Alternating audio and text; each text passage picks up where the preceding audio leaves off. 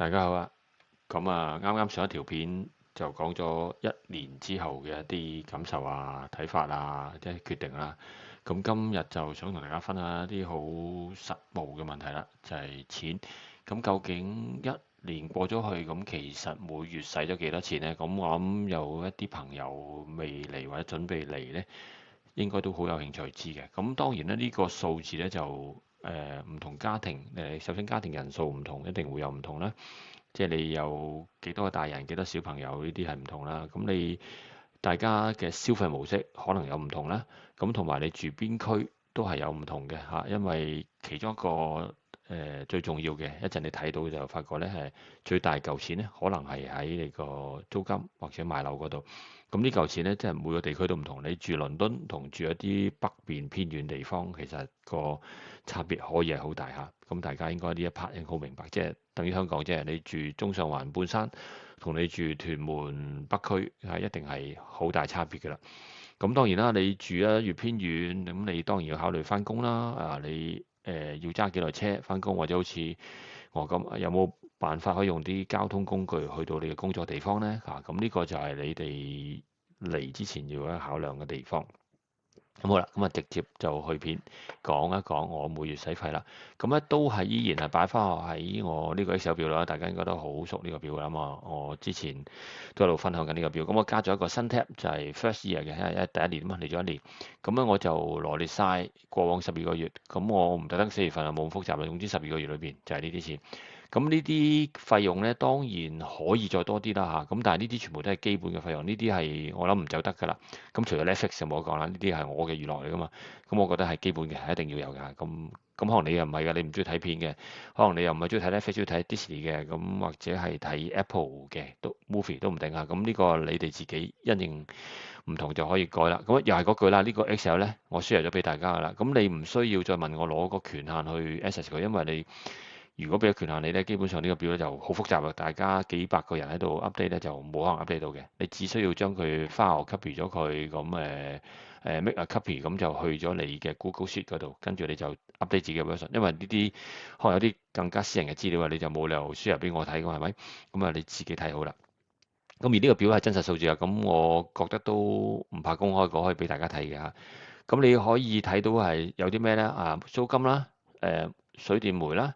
寬頻啦，寬頻即係 broadband 啦，跟住 council tax 啦，mobile 啦，我兩公婆啦，一人一個啦，跟住翻工啦，我哋主要係用巴士啦，Netflix 啦，超市啦嚇，就係咁多嘅啫。跟住 average 咗咧，就大概得到一個咁嘅數字，再 total 冧心咧，你就見到咧係每個月使咗1938磅嘅。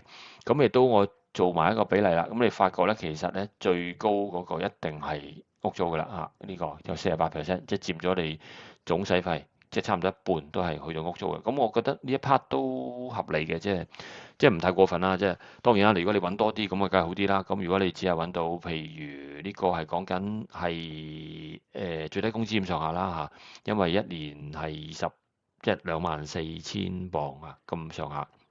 應該係最低工資，你即係啱啱就一家，譬如我哋咁一家三口就啱啱夠使啊。當然你可以再慳啲嘅，譬如超市係咪一定要買500磅呢？有啲人可能多啲，有啲人可能少啲。其實我呢個就真係約數，即係唔係一個好準確數字。我冇特登 check 每個月即係使幾多，但係大概都係咁上下啦，即係500磅應該係夠嘅，多除少補咁樣。有啲時候可能多啲，有啲時候少啲，OK 嘅啦，對我哋嚟講。但係可能你又唔係嘅，你可能會再壓縮啲。都唔定嚇，但係呢個都係佔嘅比率都比較高嘅，係26%。其次當然係 council tax 嘅第三位就係10%。其他啲就相對係細數嘅啫嚇。有啲可有可無啦，譬如 Netflix 可有可無。巴士呢啲其實佢加咗價之後，其實都幾誇張㗎。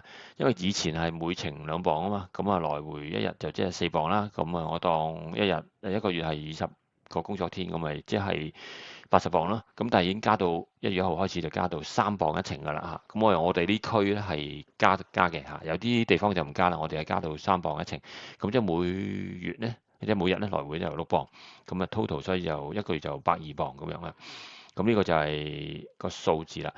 或者講下其他啦。嗱，首先 council tax 大家知啊，唔同 band 有唔同啦。你應該通常多啲房就會貴啲啦嚇。咁呢個就大家留意下，因為呢嚿都幾金嘅嚇，因為你唔俾唔得嘅嚇。咁我呢一區就191磅。咁啊電話呢個我當初申請，其實你可以再平啲嘅嚇。呢一個我諗我哋當時就因為一嚟到我哋一定要冇寬頻啦嚇，因為雖然住人哋屋企咁，但係都有時都要揾資料噶嘛。咁我就申請咗3台，呢個係3台嚟嘅，咁係無限數據嗰啲啦。咁當然可能你覺得唔需要嘅，咁因為可能你有其他方法可以上到網，咁亦都或者唔使太急於要有一個好高速嘅。咁雖然所謂高速啊，呢度英國其實有部分 tech 嗰方面我覺得都幾落後嘅，特別啲網絡，因為始終佢係國家大啦，而且我住嘅地區唔係 city 啦，偏遠啲啦。咁其實所謂嘅高速就一啲都唔高速，寬頻都係一啲都唔高速。我今日啱特登 check 過，雖然佢講到好高速啦，咁但係其實我而家睇咧，佢大概 download speed 都係得40 Mbps 嘅啫。咁其實即係我哋用慣香港啲咁高速咁寬頻5G 咧，其實呢度都廢廢地㗎。不過冇辦法啦嚇，咁啊條件所限，佢呢度係咁多就係咁多，所以佢呢度嘅所謂無限再加5G 咧，其實係廢廢地嘅。好多時候我覺得即係4G 都不如嘅。咁但係當時就因為一定要有上到網，又要有長時間有電話，要做好多 contact 嘅工作啊，申請嘅嘢。咁所以我就用咗個比較貴啲嘅，咁可能你會揾到一啲再平啲嘅，一定或者唔同台都會有，或者可以再問下朋友嘅，可能好多朋友會 refer 你啦，因為佢可能有介紹費，咁可能佢介紹俾你，你又可能有啲再正啲嘅。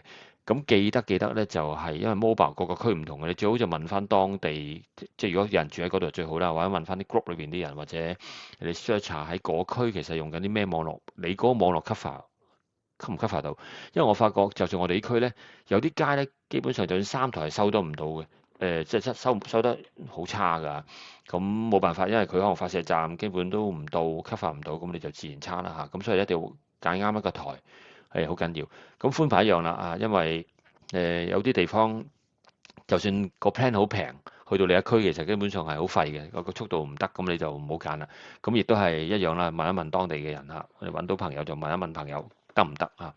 咁我呢個呢，就亦都唔算係好平嘅，因為當時都急急地啊，因為租咗呢間屋就嗱嗱聲就申請好多嘢，咁啊未去到格價好清楚，咁但係都叫格咗啲價，咁啊大概我揀速度同埋價錢都合理，因為280即係如果港幣當280蚊。